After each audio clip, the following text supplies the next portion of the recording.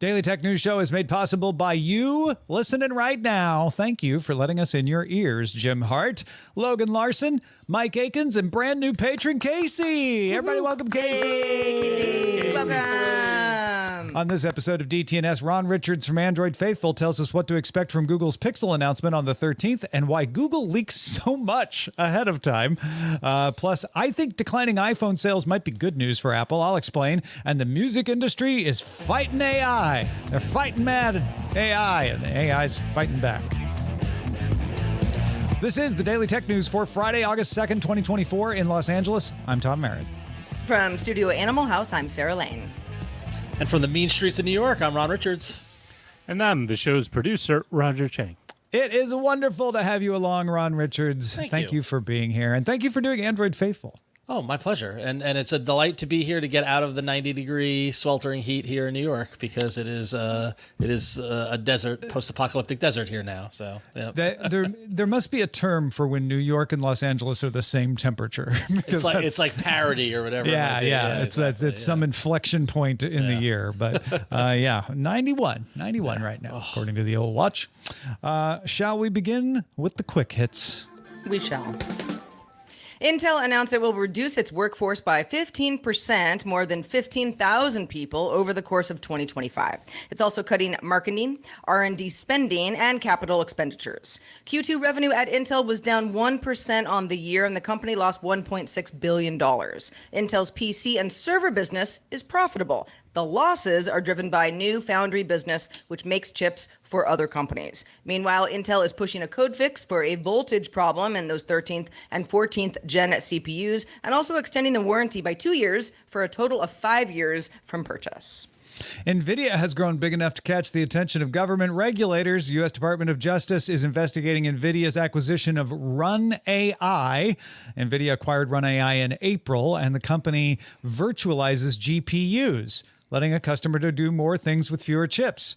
So, with NVIDIA having 90% of the market for high-end AI chips, the U.S. Department of Justice would like to see if maybe they're trying to stop anyone from using Run AI and reduce the demand for chips. They're also investigating allegations that NVIDIA overcharges for networking products if a company decides to buy competing AI chips. France's regulatory agency is investigating the dominance of NVIDIA's CUDA chip programming software, and it's not just NVIDIA.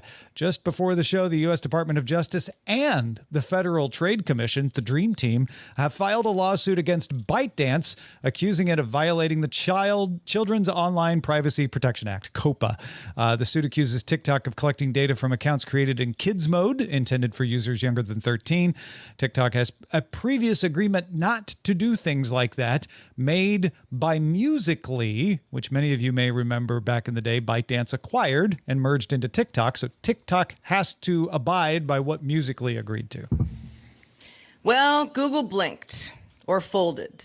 Maybe it blinked and then folded, but it has decided to pull its ad that featured a dad using Gemini to help draft a letter from his daughter to Olympic hurdler Sydney McLaughlin-Levrone. A Google spokesperson told The Hollywood Reporter, "While the ad tested well before airing, given the feedback, we've decided to phase out the ad of our Olympics rotation."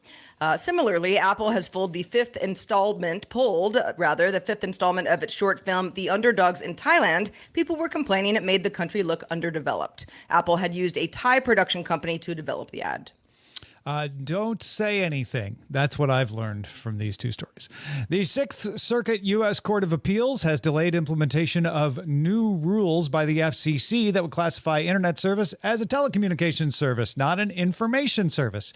ISPs brought a lawsuit over the rule change, and the court has scheduled oral arguments for late October or early November. If you're like, wait, what? This is net neutrality. The new net neutrality rules are being challenged in court, so they don't go into effect until the case happens. Each of the U.S. major parties reclassifies the internet every time it gains control of the FCC. It's a fun little game.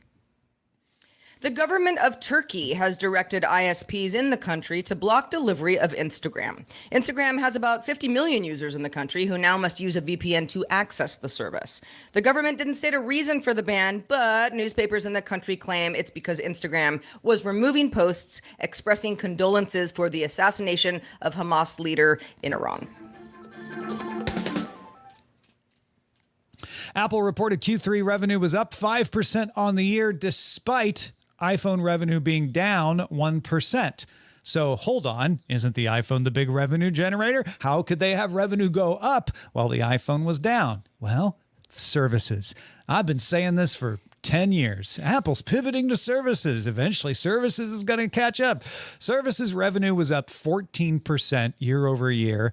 If you don't know what's in services, it's a lot. It's Apple Music, TV Plus, Fitness, News, iCloud, the App Store, Google Search revenue. It's all in there. iPhone revenue was $39.3 billion. Services revenue was $24.21 billion. So, not passing iPhone, but still starting to get within the ballpark, right? iPhone makes up 46% of the company's sales after all. Meanwhile, Apple also got an assist from a 2% rise in Mac sales and a 24% bump in iPad sales with the new iPads out. And about half of the new iPad sales were first-time buyers, not upgraders. So that's interesting too. Those are both smaller markets though. Macs and iPads each made up about $7 billion of revenue each. But I don't know, Sarah, what do you think if I say this is good news? Yes, iPhone is down 1%, but it's only down 1%. And we're, getting close to the new iPhones coming out in the autumn. Seeing that you can have a 5% revenue boost based on services and Macs and iPads seems like good news. It does. I mean, obviously, Apple does not want any sales to decline. They don't even want iPhone sales to be flat. I mean, they want everything to grow. All companies want this. But yeah, the point of services at one point being like, all right, we're going to get into some services. 10 years ago, Apple's services, arm of the company was pretty small. And the company has been pretty vocal about wanting that to grow. And like any, smart investor, you want to diversify if you can, because if you put all your eggs in the iPhone basket and the iPhone, the wind shifts, then you get into a big issue.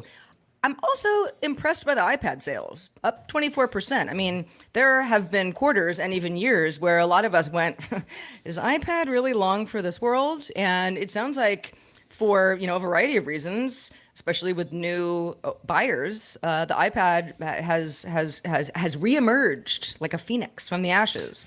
So yeah, I think that this is really positive for Apple overall, especially because we're going to go into a quarter with a bunch of new iPhone sales. So I think those numbers are going to look a lot different in Apple's Q4. Yeah, I feel like iPads, they sell well every time there's a new iPad. And the fact that it's half first-time buyers means everybody holds on to their iPads. And so people don't buy new iPads unless there's a new iPad that catches their eye and like, oh, maybe I should finally get one of those.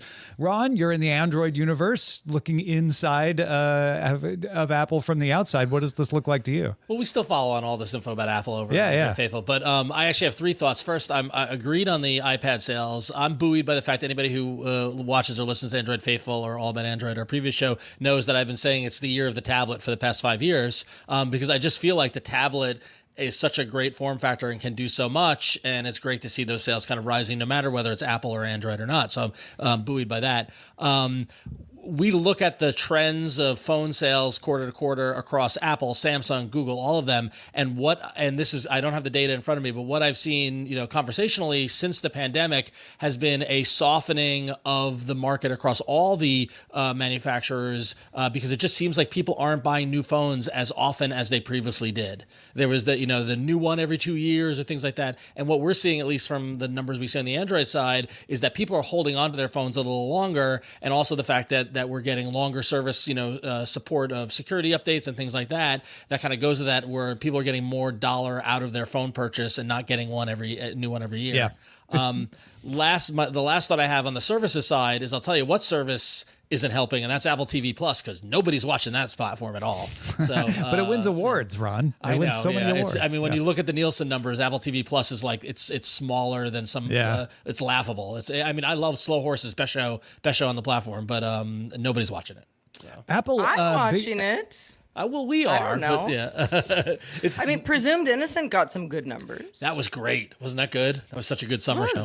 So it really nice. Apparently, it was a Harrison Ford movie, and I had no idea. Apple's biggest problem, though, is China. Apple saw a revenue drop in China of 5.7%. Every other region grew. They have problems with Apple Intelligence goosing sales there because you can't use OpenAI in China. So they're trying to work with local partners. They're also trying to plug a loophole in WeChat that lets you do external payments without using Apple Pay through in-game messaging. WeChat doesn't want to plug it. And Apple probably doesn't want to kick WeChat off their platform because if Chinese users have to pick between WeChat and Apple, they're going to pick WeChat because you can't do anything in the country without using WeChat practically. So that is probably the bad news, is that there's a lot going on in China that is very challenging for Apple. And that, like Sarah said, you're going to get good iPhone sales after the new iPhone is announced. What happens in China over the next couple of quarters is going to tell you a lot about the future of Apple.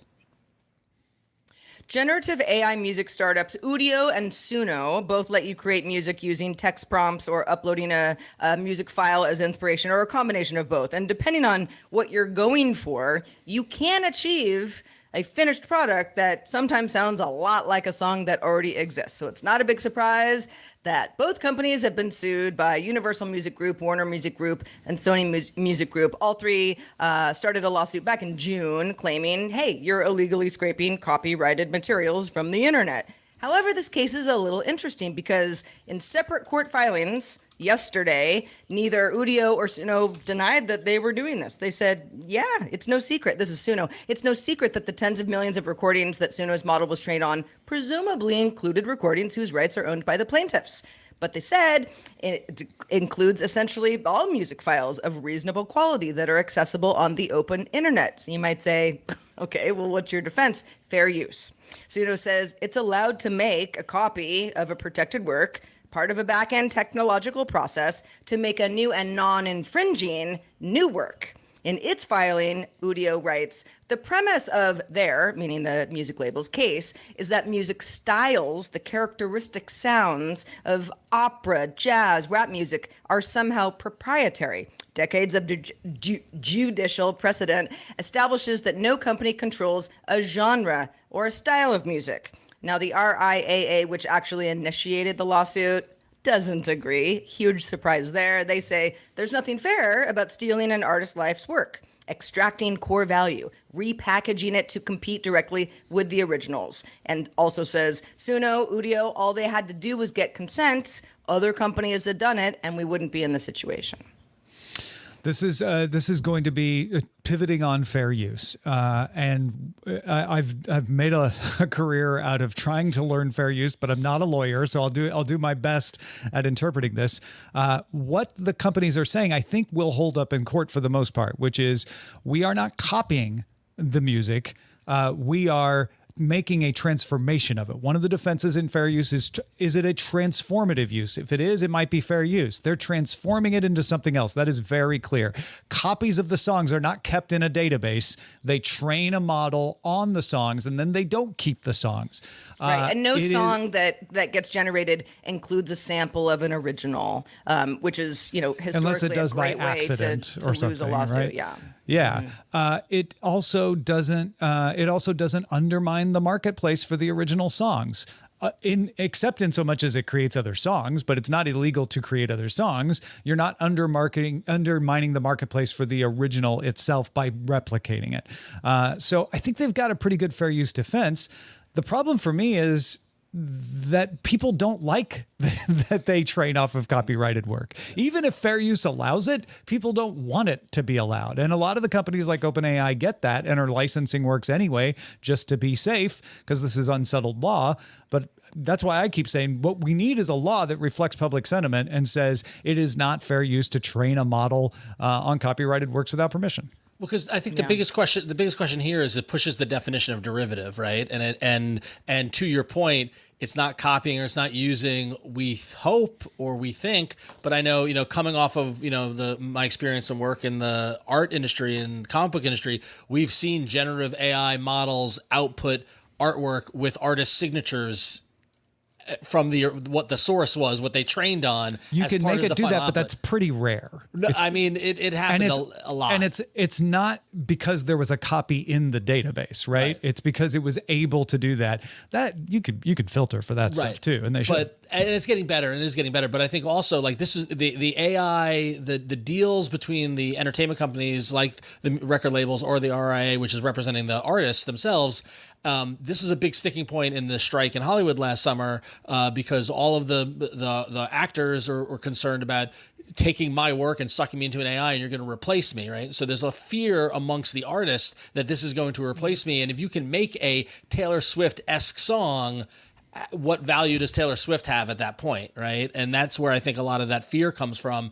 I do think that the precedent of OpenAI and other companies going and getting agreements to make it okay to train on copyrighted material works against them because people are doing that. That is seen as the up and up kind of way to do it versus, just claiming fair use.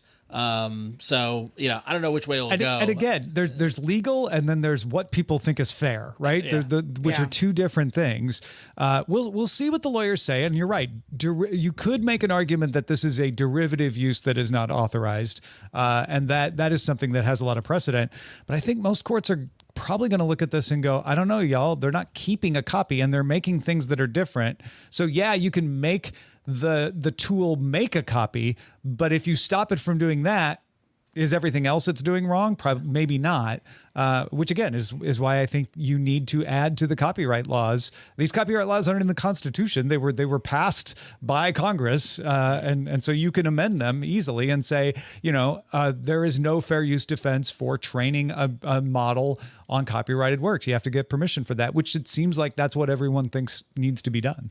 Except for the AI and companies. the subject of what most people think is right and wrong in the situation is a really gray area. If Ron is a wonderful pianist and I say, you know what, Ron, I really want a theme song for my new podcast that's sounds like the opening theme of Succession, but maybe we add some violins instead of all piano. And Ron goes, yeah, I got it. I know what you're going for. He makes something different song. Nobody cares, right? It's just it's a feeling, it's a vibe. But if I say into Suno or Udio, make song like Succession theme song, and that's in there, and it's very obvious that that's what I'm going for, I wonder how those two end up, playing to the folks making these decisions. Yeah, and it's interesting because there's a difference between a genre or a style. Do me a jazz song or do me a song that sounds like John Coltrane, right? Off of a person. But what has happened is that we've seen artists on the art world, like Roy Lichtenstein has become a style of pop art is synonymous with his name. Yeah. Right. And so it is just fraught with so many potential potholes and landmines that folks can step into. And it's really dangerous, I think, because we don't have transparency into what these models are doing and how much they're pulling from it. And, I'm trying to come up with some sort of metaphor, but it's like, if I took one of your books and cut out each word and then rewrote a new book with the words from your book, but it's a new book, is that okay? Even though I use the words from your book? It's a transformative use, right? Yeah. And it's not undermining the marketplace for Pilot X or triggers, right? Yeah. So it's legal. Would it make me feel weird? Maybe. Yeah. And I think that's what we're dealing with is people saying, I don't think this should be allowed. But unfortunately, the law didn't contemplate this particular use case for it before. So this is where the technology is outpacing the law by leaps and bounds, and it's going to take years to sort this out. Well, that's why I suggest you take your mind off all of it by watching my top 5 about hats. I have a lot of hats. A lot of folks in our audience talk about all the hats I had. We even had a hat tournament to determine my best hat at one point. And so Zoe Brings Bacon, our social media manager, said we should do a top 5 your favorite hats. So that's what I did. It's a break from the usual. I count down my top 5 favorite hats. You can find it at youtube.com/Daily Tech News Show, at Daily Tech News Show on TikTok, or DTNS Pix, DTNS PIX on Instagram, and see what is my number 1 hat. What is the top hat? Google's Pixel 9 hardware event is scheduled for Tuesday, August 13th, but details about the new Pixel phones are out. You know, everyone knows what they are. In fact, Google even is the leaker. Like, they're not even leaks. It's just Google saying, like, yeah, it's going to be this ahead of time in some cases. The most recent leak came about the Pixel 9 Pro Fold and the prices and the release dates and all of that today. Ron, let's talk about like what has been leaked out there so far. What have been people have said, and then we could talk about why does Google seem to leak the most? I mean, Samsung and Apple get leaked ahead of time too, but it always seems like Google just everything, like every single thing is known ahead of time. But let's start with going over what we know so far. Yeah, so a lot of stuff has come out, and I always hold the optimistic side of me hopes that when Google has their event on August 13th in Mountain View, the Made by Google event, or MBG as it was referred to when I was at the Google office last week. They're like, "Are you going to be at MBG?" I was like, "Yeah, I'll be at MBG." But I always hope that there's a surprise or something that didn't get leaked or something like that. But so far, the leaks have basically given us all of the specs and prices and the lineup of what to expect for the new Pixel line of phones, right? So what we're getting, what has been leaked or what we're speculating that we're going to be seeing, all depends on whether or not you want to believe the leaks or not, is there'll be a Pixel 9, there'll be a Pixel 9 Pro, which is a little bigger version, and there'll be a Pixel 9 Pro XL, which is a bigger version of the Pro. And they've all got various degrees of specs, whether, they're all supposedly operating off of the G4 Tensor chip, different sizes and shapes of the phones themselves, and different cameras and batteries and all that fun stuff there. Additionally, there'll be a new foldable. The leaks or the rumors for this show a change in name. If you remember last year, it was the Pixel Fold, and now they're sucking it into the Pixel 9, even though there haven't been 8 iterations of the Fold yet. So my Pixel Fold is just the Pixel Fold. Just it doesn't the Pixel get Fold. A number. Yeah. Okay. And then the next one is the Pixel 9 Fold Pro, or we jumped from no number to 9. Pixel 9 Pro Fold, right? It's basically take the word Pixel 9 Pro and mix them all up in various different orders, and you get it. But, it's fair use. Yeah, exactly. But so they're going to have that foldable that's out there, which it looks as if, based off the leaks and things that we've seen, and I mean, this is confirmed because Google has released a video showing it off. It is. And Tom, if you have the original Pixel Fold, they're changing the form factor to be a little more similar to the OnePlus Open, which was still the book style fold, but a little taller than the previous Pixel Fold. The Pixel Fold was a little more like a Moleskine, where this new Pixel 9 Fold is going to be a little taller and a little more book-like in that regard, which I like. I like that form factor. I like that setup for it. And then there's been rumors that there'll be more Pixel Watch. The Pixel Watch 3 is expected to be coming out with various different flavors, and it's looking like we're going to see 2 different sizes. They have supposedly, it's been rumored that they have a new technology for the display, which allows for a smaller bezel and then also a larger size from the original Pixel 2 watch. It's all going to have Gemini, because everything at Google has Gemini now. And essentially, as far as what the leaks go, now I get it, Tom, that it seems like Google leaks a lot, but I will say from experience, the entire year of announcements from Samsung to Google and everyone in between, we have been able to get the specs ahead of time before the announcement across the board, right, through these leaks. Sure. And Google, I don't think Google is any different than Samsung or any different than OnePlus or any of the other manufacturers. They just happen to be the latest. Like Samsung Galaxy Unpacked a couple of weeks ago, we knew everything like 3 weeks, to the point, we knew everything 3 weeks ahead of the show, to the point where more leaks came out and we're like, we don't want to talk about this again. We talked about it enough, right?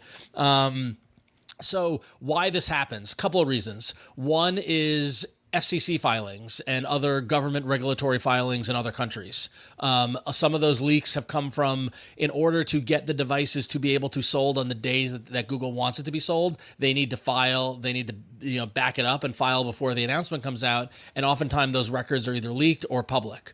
Right. So I believe it was in Australia or New Zealand that one of the FCC-like regulatory commissions had the information on the watch, and that's how it got out. Right. So public data, public information like that. Yeah. And Apple is actually pretty savvy at figuring out how to do those filings in a timing and a form that leaks less.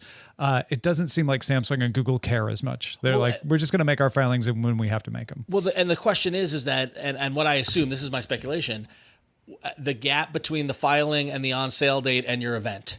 Right, because quite often some companies, if be it Apple or Samsung, are perfectly happy to keep it quiet, announce it, and say, and it'll be available in a month or whatever it might be. Google, I think, because of what they're trying to do in the marketplace and trying to be a little more aggressive in getting people to get on board with Android, get on board with Pixel, want those phones to be available as quickly as possible. And so I think that's why we're seeing the early filings. A difference, yeah. Additionally, you'll see leaks from materials being shared with retailers.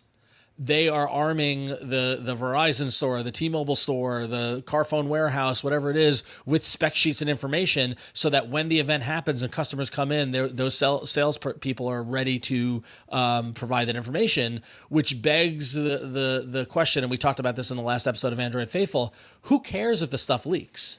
Right? We talk about it. We are a small population of nerds who like this stuff.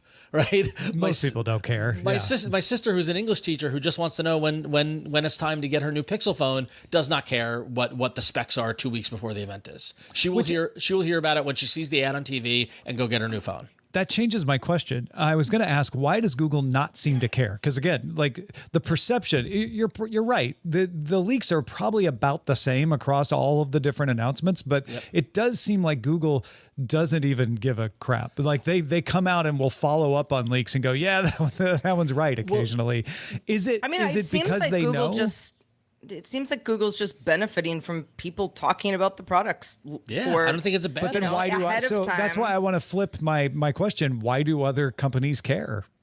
I think they're starting to care less. I mean, I think honestly, because you're starting to see. So Google started this playbook. I think the pandemic's always my marker, but I feel like pre-pandemic they started it where Pixel stuff got announced and they scrambled and just put out a video showing it, getting ahead of that. And then we've seen instances where they've even gotten ahead of the leaks and just released a teaser video to be like, hey, here it is. We know it's coming, but you're going to hear the rest about it in the event in a month or whatever it might be. Because they know people will still pay attention at the event. Exactly. And the speed of which they got these recent videos out to when the leaks came out mean they were just waiting or they had them ready. Right. They've done this enough times. And Sarah, to your point, I think you're spot on. We're talking about it, right? We're hyping it up before the event comes out, talking about the pros and cons. But as someone who wants to be excited at that event, and there's nothing better than the keynote and the speech and all stuff like that, give me something that is a surprise. Give me something that we don't know about. Like there's rumors of a new TV streaming device that's going to come out. Is that going to be at the event? We don't know. Is there some other sort of event that might, some other sort of product that we don't know about that they could surprise us with?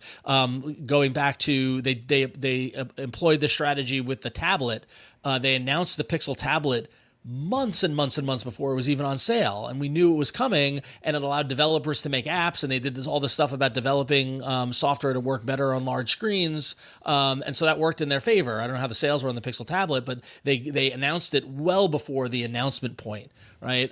So I'm hoping there's some sort of surprise or some sort of thing. And then the other aspect with Google, as always with these announcements, is the hardware is only one piece of it. The software is largely the bigger piece. It's what cool AI-based thing are we going to get in Google Photos that only Pixel users can use? And we've seen some of that stuff leak, but not enough to be definitive that we know this is coming. Like we've seen, an evolution of Magic Eraser that going to do other things to allow you to post-edit photos and things like that. That's the stuff that I think Google leans on that they can control because there are no regulatory filings about that. Well, and that goes back to your point earlier about phones becoming a commodity, right? Yeah. To get someone to upgrade a phone, you need to give them something new, and there's not much you can give them new hardware-wise. Foldables is kind of it. So software is that distinctive factor. That's why you see Apple doing Apple Intelligence, and that's why you see Google putting the Gemini stuff on Pixel first to try to encourage people like, hey, you might want to try a Pixel phone this time. Exactly. Yeah. So we'll see. So the event is August 13th, made by Google event. I will be there. Jason Howell, Wintwood Dow, and Michelle Rahman will all be there in person. We're going to be covering the event, and we'll see how close the leaks were to what is announced. We'll see what surprises there might be. But I got to admit, based off these leaks, it is a strong and robust offering that just shows a continued evolution. They've changed if the leaked photos are believed to be true, which Probably they are. They've changed the visual look of the back of the phones. It continue to be distinct, continue to be wholly pixel, but not just the same as last year's model, right? They've evolved it to a certain degree. They're going more for a isolated island for the camera bump on the back of it. But yeah, it looks to be like a pretty good lineup. It seems to have a phone for every use case from the Pixel 9 all the way up to the Fold. So we'll see what they have for us on August 13th. I am looking forward to the surprise, whatever it is. Yeah. I hope there's a surprise. All right, let's take a quick look at the mailbag. Jeff had a thoughtful follow-up conversation Justin and I had yesterday about Reddit not liking search engines crawling its data without them paying Reddit. Jeff says, Reddit should sue over this issue, though I hope with every fiber of my being that they will lose that lawsuit with prejudice. I'm no longer a Reddit user, but at one point in time, I consented to a user agreement that explicitly asserted that the content I produced on the platform was mine and that I granted Reddit a non-exclusive license to it. I assumed at the time this was a non-exclusivity extended to this content being scrapable and searchable and usable on the open web. But clearly I was wrong about that. Reddit claims the right to exclude whomever they want from that content because they can then deny others access to their platform. I object to the content being called their data, but at the same time recognize that they have the right to block people from accessing their servers. I'm imagining Jeff and millions of others taking all of their data from Reddit and making it freely scrapable for all the AI crawl bots just to teach Reddit a lesson. It's a fun weekend project. Yeah, exactly. Yeah, it'll only take a couple hours. Ron Richards, so nice to have you on the show today. Thank you. I know you're excited about Made by Google, and you do Android Faithful every week with the crew, but let folks know where they can find you on the net. Yes, so you can find me. My personal socials are at RonXO, wherever you might be. That's if you type that in, you'll find me. I'm most active on Instagram. You can see the movies and TV and bands I've seen live and stuff like that, and food and the usual Instagram fare. But as you mentioned, I'm one quarter of the Android Faithful team over at AndroidFaithful.com. We got a audio video podcast every Tuesday at 5 p.m. Pacific, 8 p.m. Eastern, and then over on the website we're covering the industry as best we can. And we just thank everybody for the support. And we love being part of the DTNS family. So thanks for having me. Good to have you guys. Android Faithful is fantastic, folks. If you haven't checked it out already, which you probably have, but if you haven't, go check it out. Also, if you're a patron of this little show, DTNS, stick around because we do extra content every day for you as a way of showing thanks. Today, because it's Friday, we like to have a little fun. So we're going to do a balance game. So a little tech balance game, a little this or that. Would you like rather have a Pixel or a Galaxy? Stuff like that. Stick around. The answers will surprise you. I promise you. 100%. You can catch our show live. We do it live Monday through Friday at 4 p.m. Eastern, 2000 UTC. Find out more at dailytechnewsshow.com/live. We hope you have a wonderful weekend. We're back on Monday with Justin Robert Young in the seat again joining us. Talk to you then.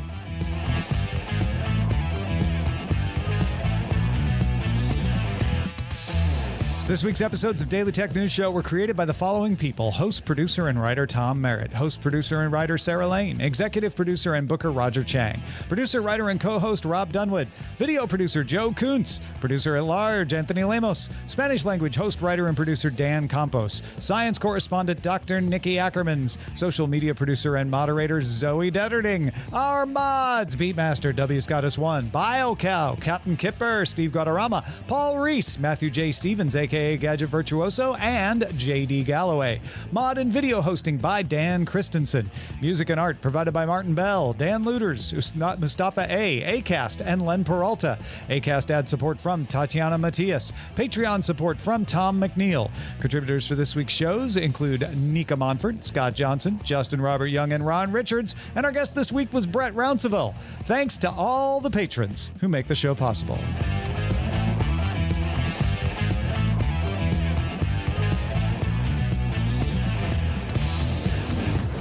This show is part of the Frog Pants Network. Get more at frogpants.com. Diamond Club hopes you have enjoyed this program.